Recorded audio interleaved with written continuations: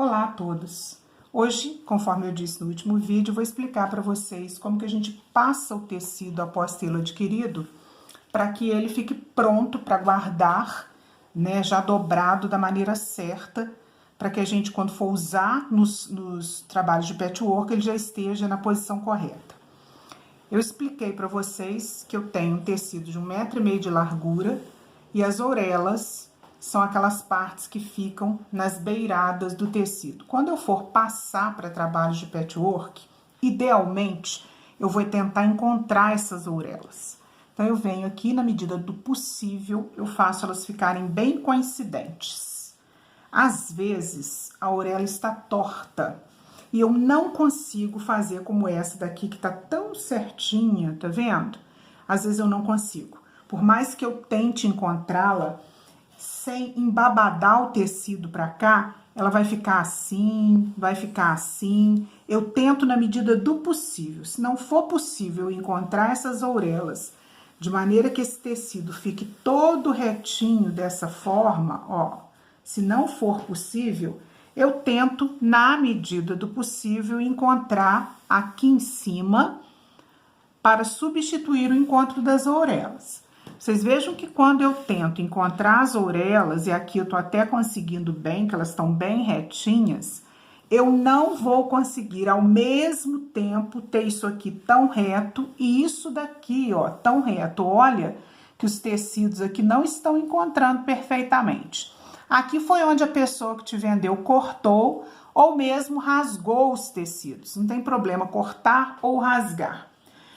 Quando a gente rasga os tecidos, a moça da loja rasga o tecido de fora a fora, ele fica bem reto em relação ao fio que ele foi tecido, não tem problema nenhum rasgar. Tem gente que não gosta, eu prefiro cortar, mas não tem problema algum rasgar.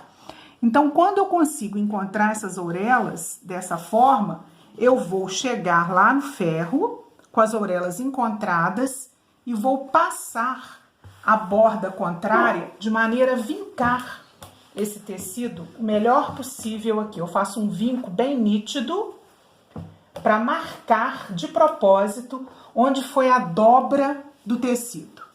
Depois eu venho, faço uma outra dobra, agora encontrando aquela primeira dobra que eu fiz lá do outro lado contrário com as orelhas.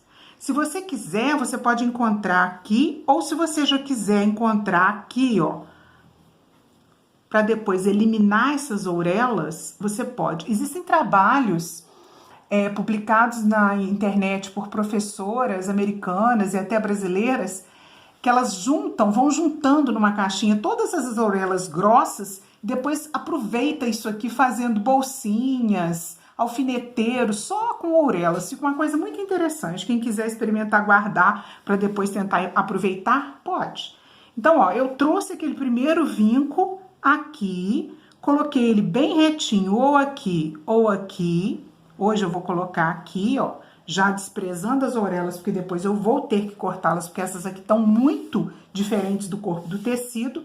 E novamente eu levo lá o ferro e passo fazendo um segundo vinco. O que que acontece quando eu faço esse segundo vinco? Eu estou fazendo com que o meu tecido fique dobrado 2 vezes, ou seja, ao final dessas 2 dobraduras, eu tenho 4 panos, olha, 1, 2, 3 e 4. Portanto, quando eu for trabalhar na minha tábua ou base de patchwork, que é essa toda quadriculada de centímetro em centímetro que eu tenho aqui ao fundo verde, eu vou trabalhar nesse sentido. Eu tenho as orelhas aqui, ó, desse lado estão as orelhas, mas quando eu for cortar uma faixa de trabalho no patchwork, vamos supor que eu queira fazer quadrados de 15 por 15 centímetros a partir desse tecido. Eu giro, coloco as orelhas viradas para o meu rosto, e aí eu pego aquele vinco que eu fiz e coloco o máximo possível coincidindo com uma linha aleatória, uma linha qualquer dessas aqui horizontais em relação ao meu olhar, para coincidir com aquele vinco de ferro que eu fiz. Eu vou colocar lá em cima para o tecido caber todo na minha base, ó. Então eu fiz coincidir. Então eu tenho aqui a linha reta do vinco do tecido coincidindo com essa linha reta aqui, ó, da base do patchwork.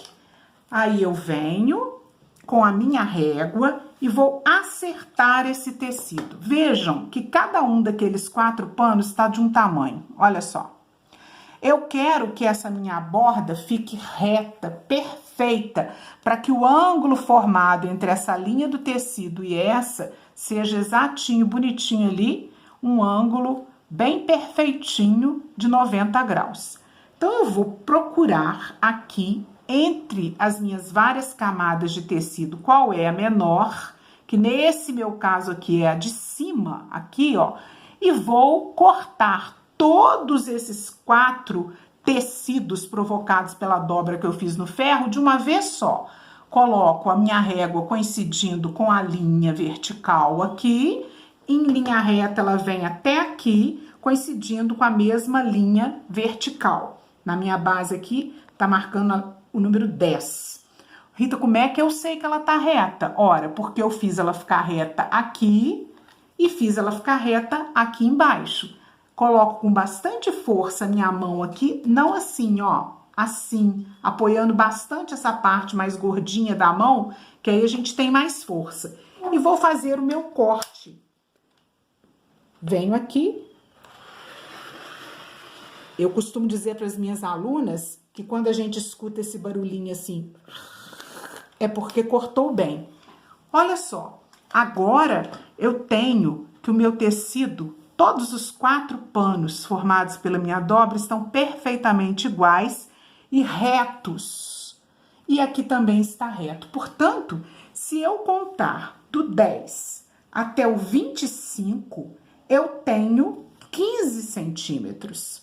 E caso eu queira fazer quadrados de 15 centímetros, eu virei aqui, vou colocar novamente a minha régua aqui, coincidindo com a linha do 25, aqui embaixo e lá em cima, e vou, usando o meu cortador, fazer o mesmo movimento e cortar uma tira aqui, que terá, então, 15 centímetros de altura.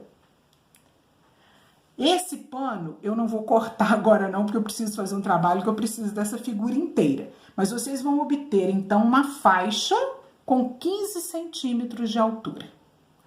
Essa faixa que tem 15 centímetros de altura, vamos imaginar que eu tenha cortado aqui, vocês vão girar na base dessa forma, vão abrir esse pano todinho e fatiar de 15 em 15. Então, vocês vão obter quadrados de 15 por 15, ok?